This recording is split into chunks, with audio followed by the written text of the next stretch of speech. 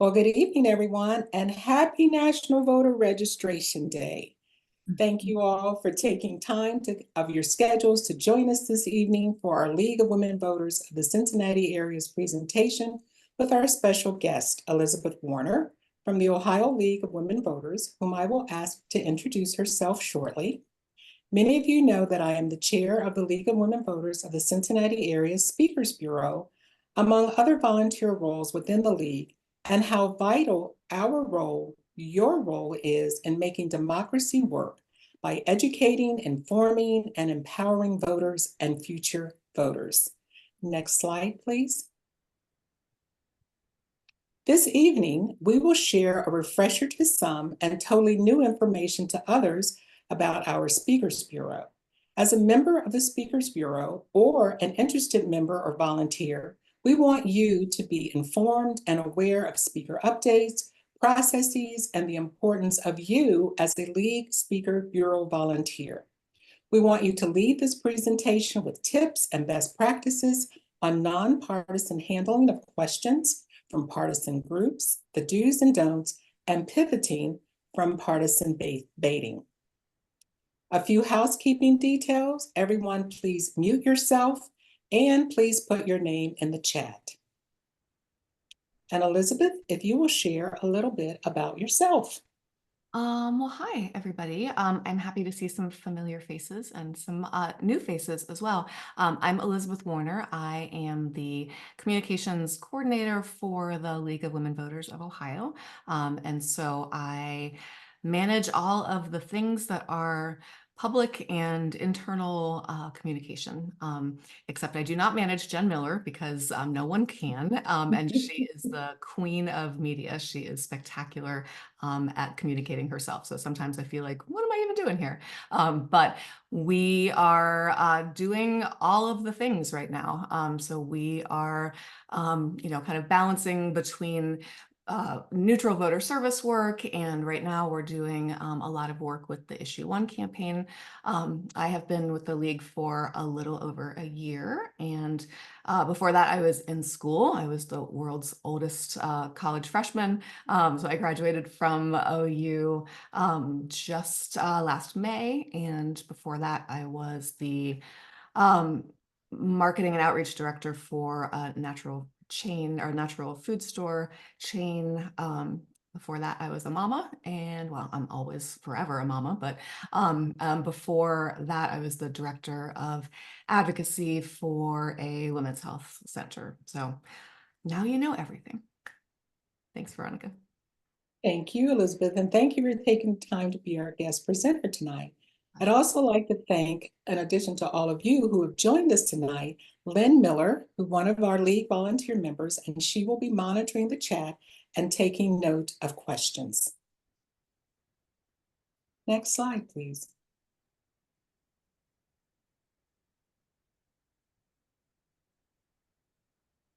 The League of Women Voters, as many of you know, is a 104-year-old organization that is a nonpartisan political organization encouraging informed and active participation in government. It influences public policy through education and advocacy. We never support or oppose any political party or candidate. Not only is the League for women, but we have men who are members as well. Next slide.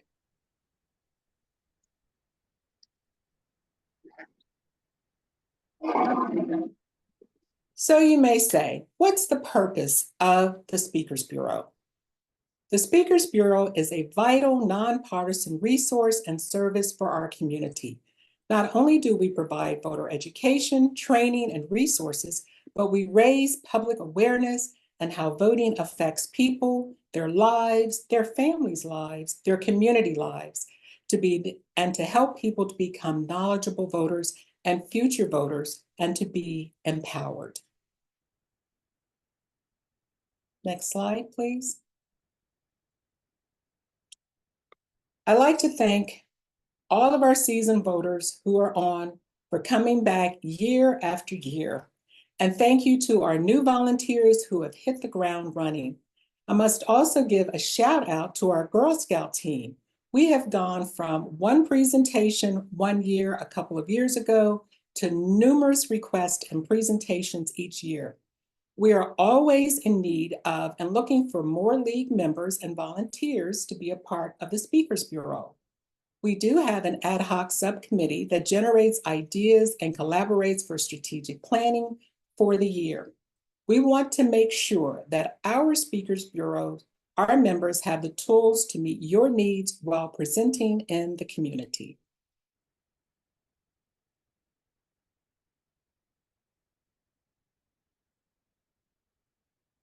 Number one, it's very important to remember that you are representing the League of Women Voters. Elizabeth will elaborate more on the dues for speaking up coming up. The League is a trusted and respected organization in the community. Being nonpartisan is critical to everything we communicate. So at the beginning of your presentations, always introduce yourself and maybe a little bit about yourself, and that you are a League member and a volunteer of the League of Women Voters of the Cincinnati area. And provide information that was just provided, a little intro about who the League is.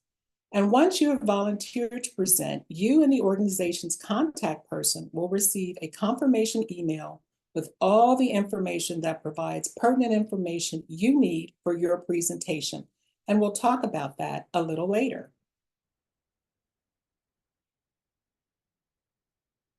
Next, we will turn it over to Elizabeth.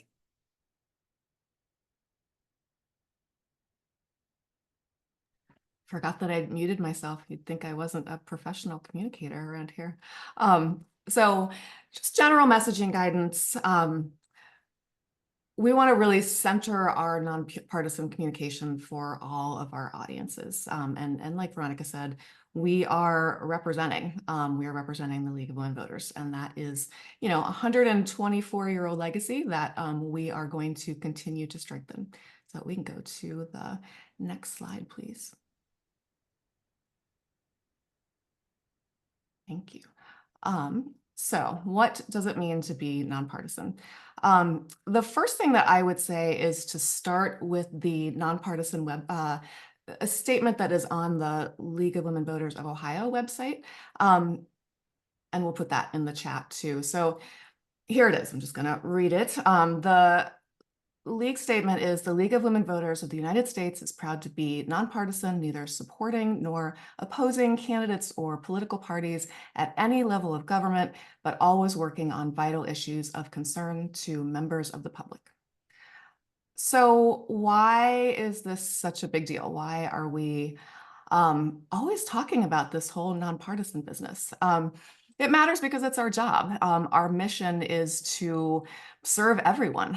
The League of Women Voters is here to empower voters and defend democracy. All voters, not just voters whose viewpoints that we might personally support. And in order for us to be credible messengers of civic information, voters have to trust that that our agenda begins and ends with them. And we cannot do that if there is a perception that we favor one ideology, one party over another. This seems like a good place to note that issues are nonpartisan. Issues do not belong to any one party, even if a majority of a party's members support or oppose a given issue. If a party or individual politician does support or oppose an issue, frankly, that's none of our business. The opinion or position of those parties or individual politicians really does not impact the positions that we take on. When we do take on a position, it is exclusively for the purpose of supporting our mission. So does something empower voters and defend democracy? Yes, let's talk about it. No, let's not talk about it.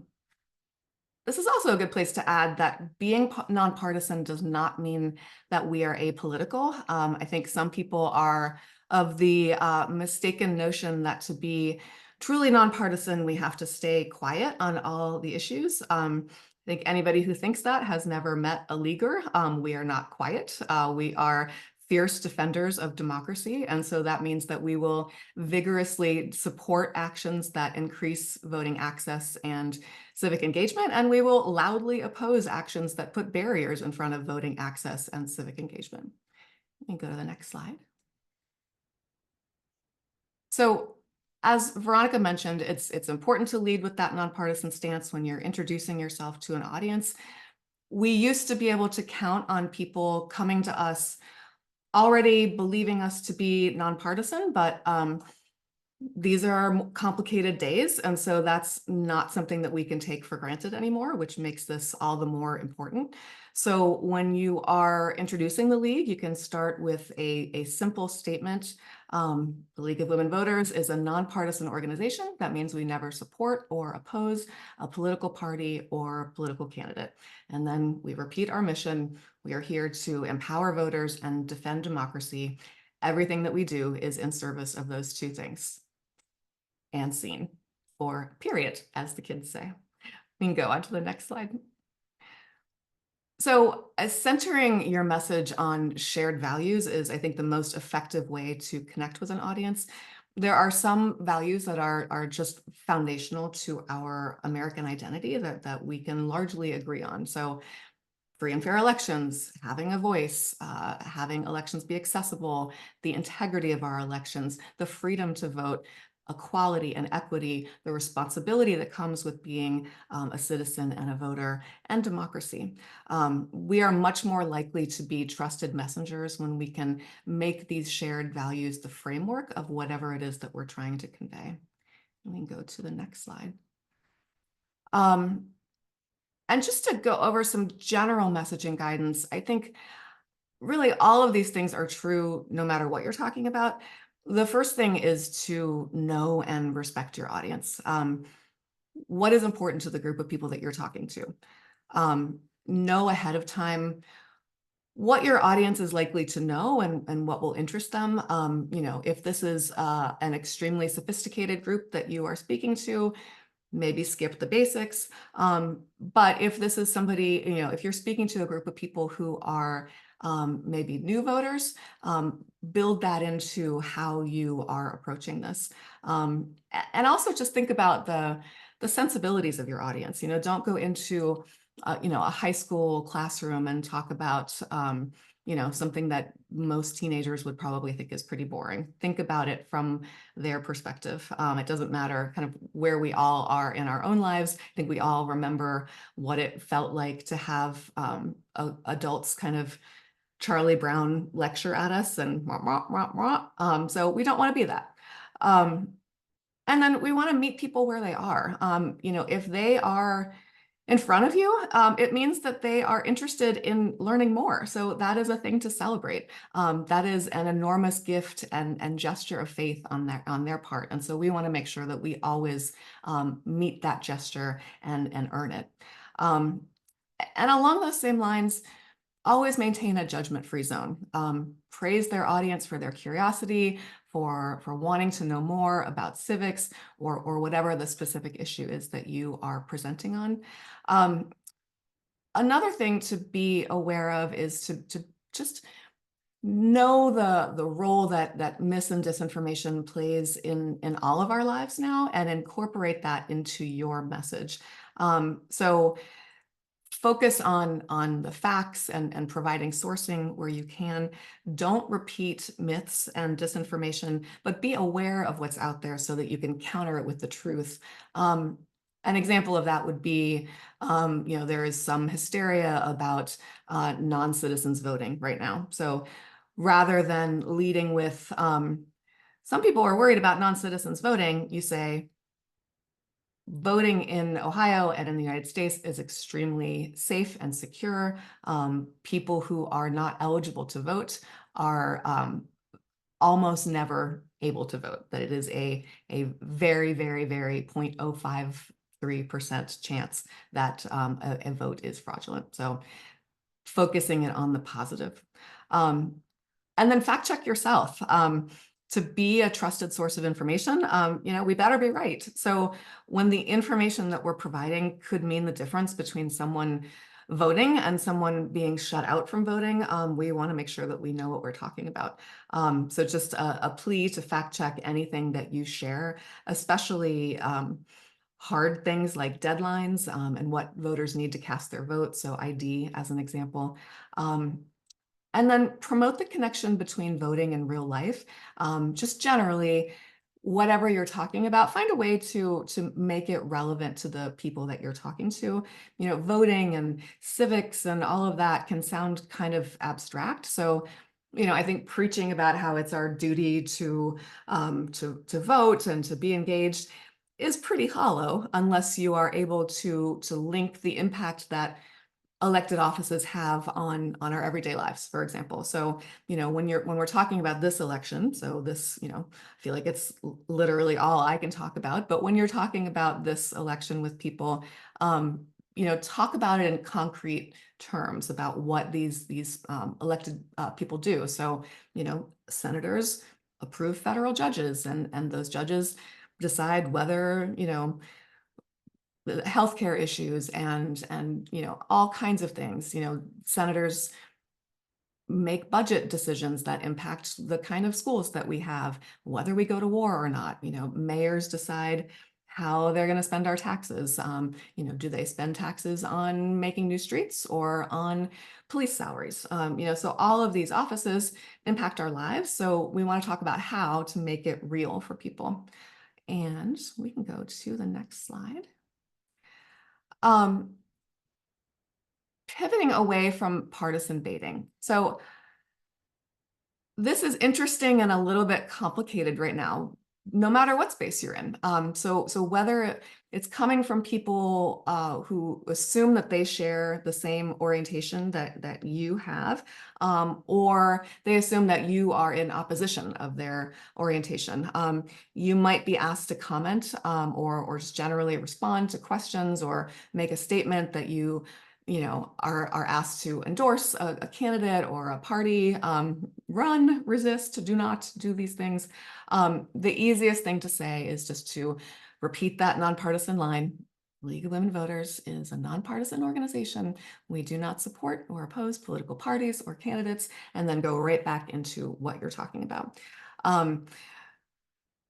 It's interesting that, there's a perception by some that we are kind of a country club, old school, conservative organizations. Some people think that we are wild-eyed liberals. So, we are neither of those things. And so it's just an opportunity to kind of reinforce that with people. And when you are in groups that maybe you have the same, like you personally have the same ideological point of view that your audience does, that's when to be even more aware of it, because it's easy to kind of relax and agree with some of the things that people might be saying about a given candidate or elected official. Just be vigilant that you are not doing that. And then we can go to the next slide. So here are some pretty simple do's and don'ts. So, always remember that you are representing the League of Women Voters of the Cincinnati area and of Ohio and of the United States. No pressure. And then for the sort of lateral don't say anything you wouldn't want repeated in the media. So not only do you not want to say something that will misrepresent the league to your audience members, you just never know when there might be somebody there who is recording or is going to share what you're saying to another group. And sometimes that is with all the pure intentions in the world. They just want to share the information that you're giving. And that's often a good thing. Sometimes it's maybe somebody who does not have the best intentions. So it's good to just assume that what you say in that room may not stay in that room. So just have that in your mind. Do commit to a nonpartisan orientation in your speech. Don't align with or engage in partisan arguments. Do know your audience, host, and fellow presenters, if any. The fellow presenters thing is an added layer. So do a bit of research about anybody that you're going to be presenting with, so you know kind of what their general scope is and what it is that they are focused on. And then the flip side of that is don't make assumptions about what your audience knows. For those of us who have been in the election and civic space for a long time, we are not normal. I feel like this is something that, in my bubble, I feel like, we're talking about this all day, and we have, common references that we might share. We might use an acronym. The things that we assume everybody knows, everybody doesn't know. So make sure that you have a realistic understanding of what the audience that you are presenting to knows already about what you're talking about. And then, Lynn, could you go back for just a second? You also want to, again, make sure that you are providing accurate, clear, and accessible information. Accessible is the critical part. Yes, obviously accurate for sure.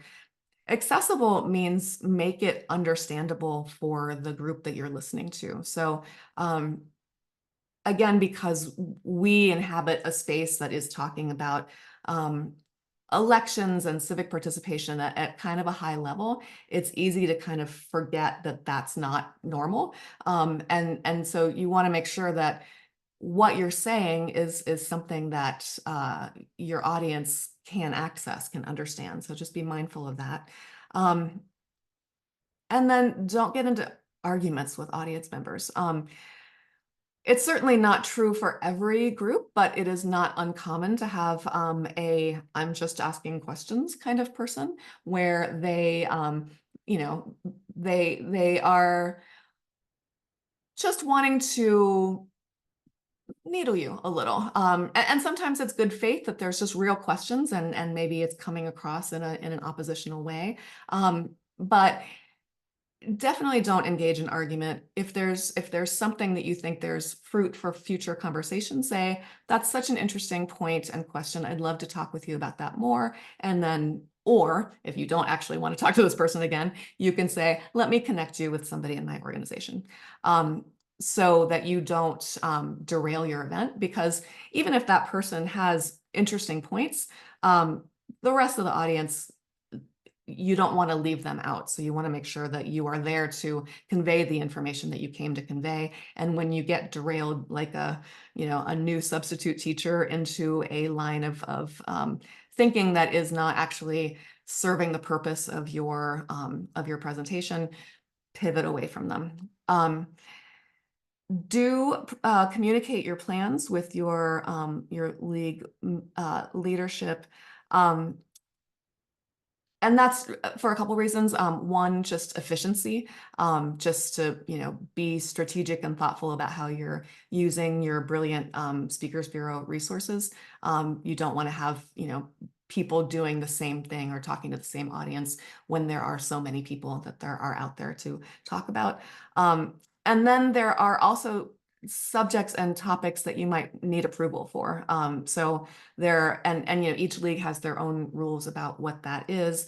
For us at the state level, any topic that is about a state level issue, and I don't mean things like new voting laws that affect all voters, but things like, we recently were in a federal lawsuit with the Secretary of State's office about the narrow list of helpers that voters with disabilities could ask to help with their absentee ballots.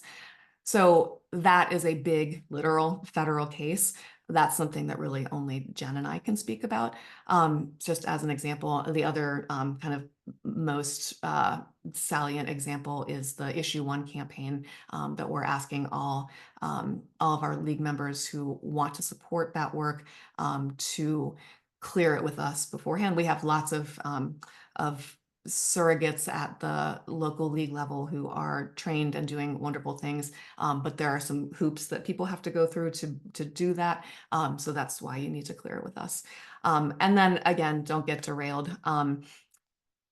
Even if it's not coming from a place of trolling, those super deep, long in the weeds conversations just can take away from the rest of the audience.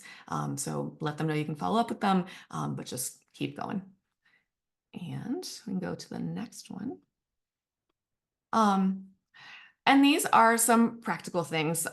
Do practice your presentation, especially if you are an experienced speaker. I think it's easy to get cocky and think like, I don't need to practice this. I got this. And then you get up there and then, oh, it turns out, the way that we write doesn't necessarily match with the cadence of how we speak, or, maybe you need to get more comfortable with the actual how to change slides, all those kinds of things. So don't assume you can wing it.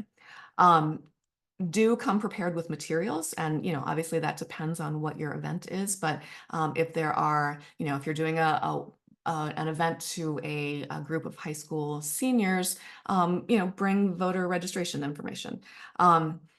Don't use presentations that have not been approved by the Cincinnati League.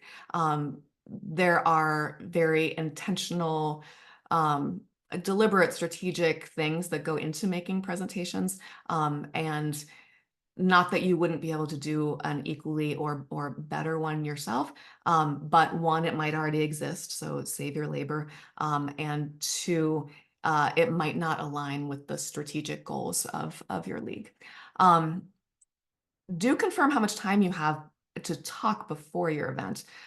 So that's really important. And that kind of coincides with practicing. When you are practicing, time yourself. This is a little bit of it always feels kind of awkward to me, but I use just my phone as both a timer and a camera to practice, so I can see how long something actually takes to say with sort of natural pauses and all of that. And then the recording is to kind of check my face and like remind myself that, oh, I don't need to be going this all the time, that I need to have kind of a physical check on myself to make sure I don't, seem like a lunatic or seem off-putting. So just things to be aware of. And then of course the flip side is don't go over your allotted time, especially there are places that, have other things booked after you. You want to be respectful of your audience's time, of your fellow organizers' time. And I think this one is really important. Be okay with saying you don't know. It is okay to not know things. We do not know all of the things as humans. So it's okay to say, that is a great question, and I actually don't have the answer, but I will find it for you, and I will follow up with you. And so again, the flip side of that, in my family, we call it fact lying. When you say a thing that seems true, but you're not actually sure it's true, don't fact lie at people. So don't answer questions that you don't know. Again, just acknowledge, I don't know that one. Let me follow up with you. And then we can go to the next slide. So some more practical stuff. Again, practice. How long does it take you to get through it? If you have generous and tolerant people in your life who will let you practice in front of them, that is actually very helpful, because often they can give you feedback and give you ideas that you hadn't thought of.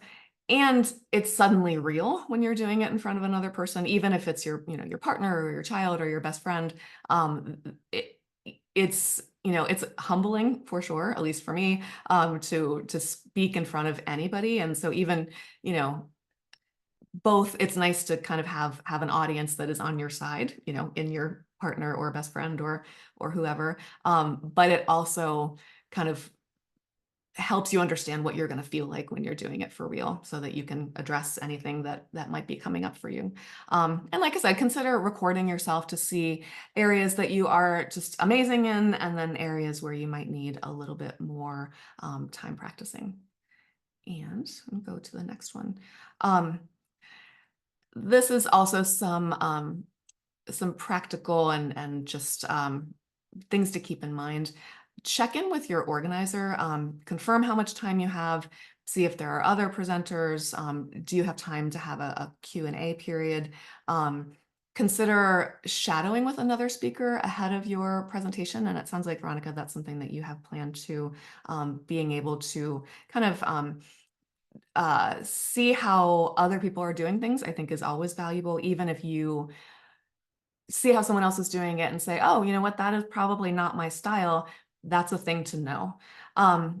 And then consider bringing a league friend with you. So somebody who can take pictures and help answer questions, distribute handouts while you're presenting, help with tech issues. I did an event in Toledo last night where we had major tech issues, and I sure wish we had known that ahead of time.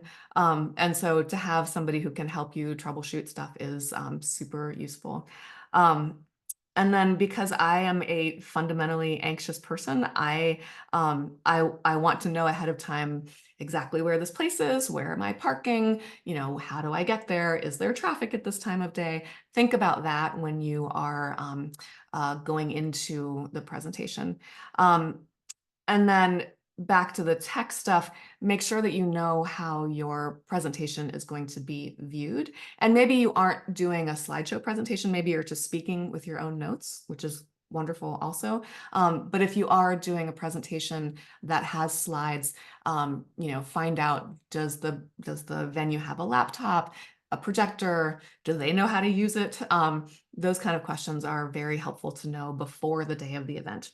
And then have your presentation accessible. So even if you've already sent it to the organizer with the expectation that they are going to be in charge of it during your presentation, things go wrong sometimes. And so it's good to just have a backup copy so that you are prepared. So you can email it to yourself and that way you can pull it up easily.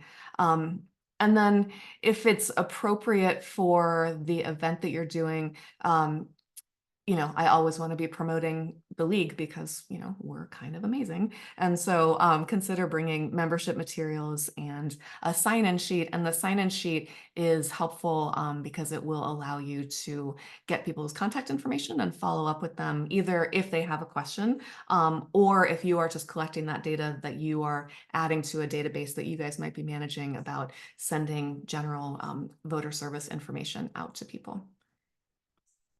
And I'm going to hand it over to Veronica. Thank you. Elizabeth, thank you so much. I smiled through a lot of your presentation because it's so me in so many ways. So it's always good to know you're not the only one. I saw where there was a question in the chat. If we want to go ahead, I saw Deb. Yeah, it's just looking at that. Deb, I'm going to read it out loud for folks. So when an audience member wants to share their political views during a presentation, do we try to shut that discussion down? Every case is different. Generally, yes, I would try to extract the thing that is the common, neutral part of what they're saying, hold on to that, make that be what you are responding to, and then pivot back into your presentation or your conversation. Sometimes it's kind of unavoidable because everything is political, really. And so you have to use your judgment in the moment. But generally speaking, I would try to move away from it whenever possible. Does that help? Thank you. Thank you for your question, Deb. Does anyone else have any questions for Elizabeth?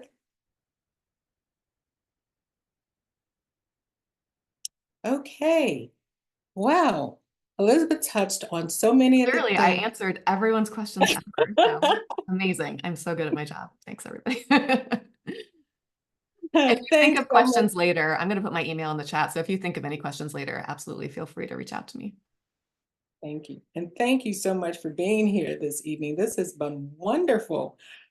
A lot of things that she touched on, I would say that in my emails, everyone should have seen a lot of this. And I just wanted to kind of go over the process with everyone. I think a lot of people who have been with us for a while already know the process, but there are some new people on as well. What happens is we get a Speaker Bureau request, and the Speaker Bureau forms are on our website. People can go to that website and complete that form, and that form is then emailed to me automatically. The other thing is sometimes we get people who call the league's office and they are requesting a speaker bureau, a speaker person. And sometimes we get emails. Hope will get an email, I'll get an email, someone else will get an email requesting a speaker, and that comes to me. On the very rare occasion, I will get a text requesting a speaker. So once I receive that information, as many of you know, I reach out to, and if you could go to the next slide, please.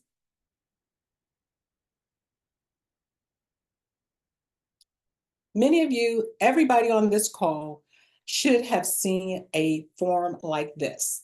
What I do is once I receive that request, I contact the individual, the organization to complete this form. And as Elizabeth has said throughout the presentation, knowing the information, knowing what your topic is, who your organization is, who your target audience is. And a lot of times I will include a link for the organization that you can click on and become knowledgeable about who it is that you're speaking with. And what I will also ask the person who is requesting a league speaker, I will also ask them questions like, what's the target size? And we get information too, as far as who the target audience is. Because as Elizabeth said earlier, if you're talking to a group of very well-informed voters, they may know a lot of information ahead of time. And the organizer, I've had organizers or requesters say to me, we have a very well-informed group here. They pretty much know a lot of what is going on with voting, but these are the things that we need. And then I have had situations where I have had requesters say, could you please, even though they are adults, this is the academic level that they're at. Could you please go ahead and cater your presentation to this particular academic group of people? I always let people know if they have AV equipment, because a lot of times people will have the AV equipment where all you have to do is take your laptop and then they have an HDMI cord that you can plug into. The location, all of the information is here. And sometimes people say that they can make a donation, and if they are able to make a donation, then they can make the check out to the League of Women Voters of the Cincinnati area. So once I connect, fill out this information, then what I do is I go to email everyone on our Speakers Bureau, and I ask people, as you know, providing this information, to be informed to say, yes, I'm available, or I need more information. And once that's done, and I get a speaker from our Speakers Bureau, then I send a confirmation email. And that confirmation email not only goes to the league member who is the lead person that is speaking, but also the person who requested the speaker. And sometimes there may be an additional league speaker that is going to be with the lead speaker for the league. And so everyone is copied on that. And at that point, it pretty much leaves my hands, and I will say on the email to please connect with each other if there are any additions or if there are any revisions or changes. And one of the things that I wanted to let people know, I can talk to someone and they will say, I want the topic to be X, Y, Z. And then they talk to you and say, well, I don't want X, I want B instead. So I have not gotten any feedback that that has been an issue. So just be aware of that sometimes they say, oh, well, Veronica didn't put that in the notes or whatever, because someone has changed their mind. And then another thing that happens too is I will get requests and people will say, I want to do something. I don't know what to do. I don't know how to do it. And so we also act as an advisory to provide information regarding the league, because there are people who know the league by the voter guide, or they don't know very much about the league. So it's an opportunity to have raise awareness and also to provide more information about the league. So, and as I also mentioned, and you all should have, everyone should have received this a few weeks ago, I emailed out, we have a resource library. And in that resource library, if you will go to the next slide, please. In that resource library link, you will see all the presentations. You will also see resources, and I'll cover that a little bit later. So with that said, this is the list of the topics that volunteers have presented. As I've said, we have a resource library link that has been emailed to all the speakers that has all the presentations and a plethora of different handouts that you can take. And also know that the presentations can be customized, revised, and edited to suit your target audience. We do ask that when you revise, edit, or customize a presentation, that you copy the original presentation, add your name or your initials and the date to the name of the presentation, so that we try to keep the original presentation intact, and then others can benefit from what some of the things that you have added to the presentation. Additionally, like this evening, we invite a guest speaker to speak on various topics. Next slide, please. And as Elizabeth said, sometimes during a presentation, questions come up that we don't know the answer to, and it's okay. Just as Elizabeth said earlier, it's okay to say, I don't have the answer, but I will be happy to find out the answer and get back with you. So one of the things that we have done, we started this last year, is we have post-presentation questions. And there is a form that if you send me questions that weren't able to be answered or you'd like more information on, we put it in this form, we find out the answer to it and send it back out to the Speakers Bureau, in addition to connecting back with the organization if they would like to have the answer to the question for some of the attendees that may have been there. The other thing too is sometimes you may want to hand out a slip of paper in case people don't have the opportunity to ask their question for whatever reason. And then you can answer their question at maybe a later date or get back with the organization person in order to be able to answer that question. And also, this is a great way to keep a running list of questions that future presenters may be able to utilize as well in their presentations. Next slide, please. And sometimes I email a post-presentation evaluation, but always feel free to send me an email with information that you may have needed or a future speaker may need or benefit from your presentation. An example of this, one of the presenters was out doing a tabling event, and it was a very high Hispanic population where Spanish-speaking materials would have been very helpful. So I attend an education committee, which is comprised of the League of Women Voters and other organizations. And they are really great with coming up with all of these wonderful handouts. And also the very nice thing about that is that we have our communications committee like Claire, who will revise some of the handouts to make them specific to our Cincinnati League. So if there's something you need, you don't see it, please let us know. I definitely don't believe in reinventing the wheel. And there are definitely some people who are extremely talented in putting together slides in addition to creating materials. And like Elizabeth said, we want to use the materials that are approved by the league. Next slide, please.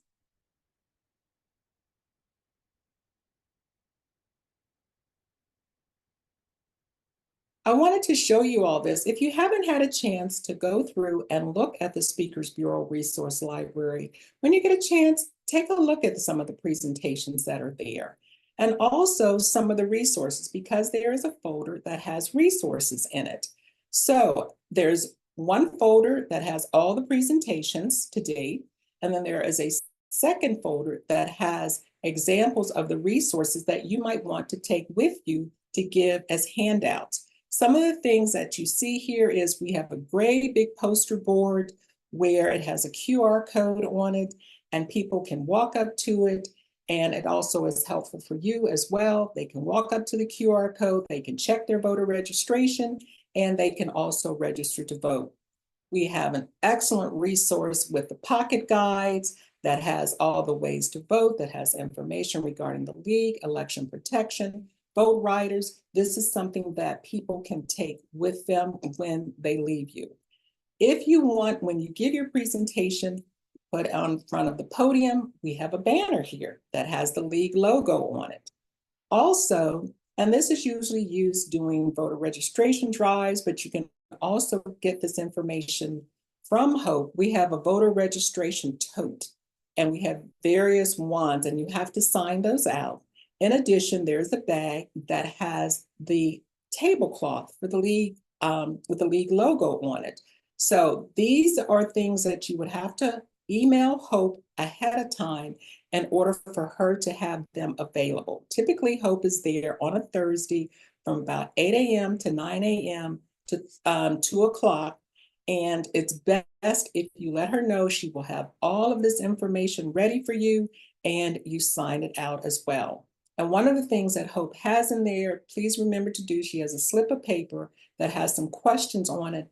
So when you bring back the tote and the voter registration box, you want to be able to have filled that out and stick it back in the voter registration box. Next slide, please.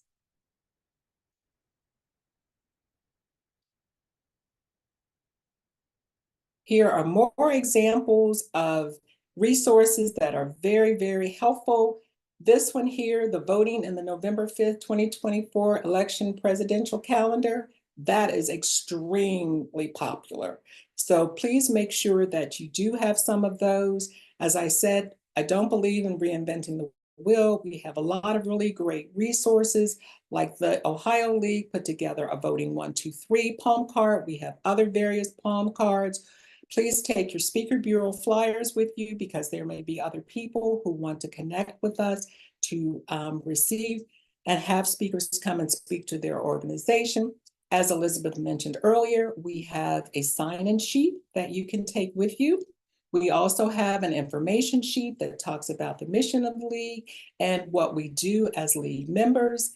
And then there is also a wonderful piece that just came out for college students that you can take when you are speaking with college students.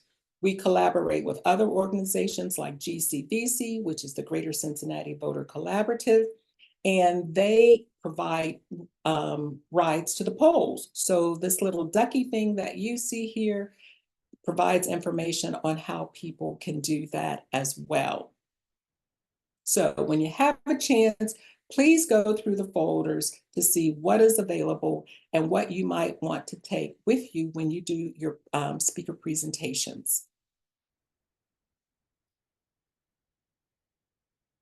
Next slide, please. So, as Elizabeth said, it is very important to know what you need in order to be prepared to go out into the community to speak. I send out the list of speaker engagements.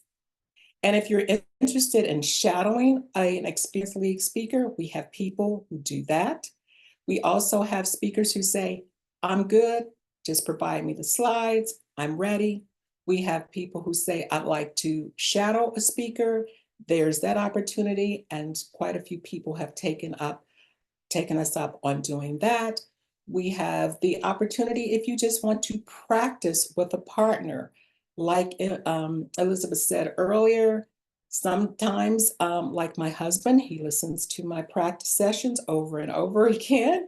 But if you'd like someone from the league that you would like to practice with, that's available too. No one has taken us up on that, but just to know that's available. And if there are needs that you have that are not here, then please let me know and we will do our best in order to accommodate you. Next slide. So in addition to speaking, there are other opportunities as well, such as revising, editing, and creating slides. So if this is something that is really big in your wheelhouse, please let me know. And also we have the subcommittee For the Speakers Bureau, which is an ad hoc committee, we usually meet once or twice a year. I let people know when that meeting is going to take place. It's an opportunity for us to plan and also to share ideas and to collaborate and plan for what is coming up in the future or the following year. And I have been looking for a Speaker Bureau co-chair. So if anyone is interested, please also let me know about that. Now, I saw someone, I don't know if that was a comment or a question. If someone has a question at this point.